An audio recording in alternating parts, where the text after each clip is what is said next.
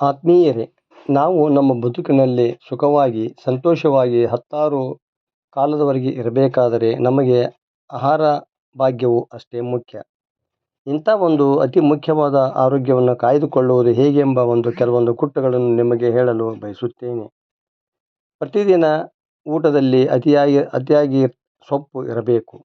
ಅದರಂತೆ ಉಪ್ಪು ಮಾತ್ರ ಇತಿಮಿತಿಯಲ್ಲಿ ಇರಬೇಕು. ಇನ್ನು ಸಕ್ಕರೆಯನ್ನು ಬಿಡುವುದು ಅತ್ಯಂತ ಒಳಿತು.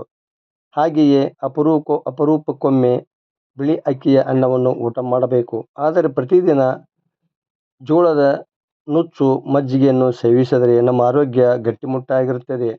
ಅದರಂತೆ ಜೋಳ ತಿಂದ ತೋಳ ಎಂಬ ಮಾತು ಸತ್ಯ. ಹಾಗಾಗಿ ನಮ್ಮ ಹಿಂದಿನ ಹಿರಿಯರು ಪ್ರತಿದಿನ ಜೋಳದ ರೊಟ್ಟಿಯನ್ನು ತಿನ್ನುತ್ತಿದ್ದರು. ಅದನ್ನೇ ನಾವಿಂದು ಪಾಲಿಸಬೇಕಾದ ಅಗತ್ಯ ಇದೆ. ಅದರೊಂದಿಗೆ ರಾಗಿ ಮುದ್ದೆಯೂ ಸಹ ನಮ್ಮ ಒಂದು ಆರೋಗ್ಯವನ್ನು ಕಾಪಾಡುವುದರಲ್ಲಿ ಮಹತ್ವದ ಪಾತ್ರ ವಹಿಸುತ್ತದೆ.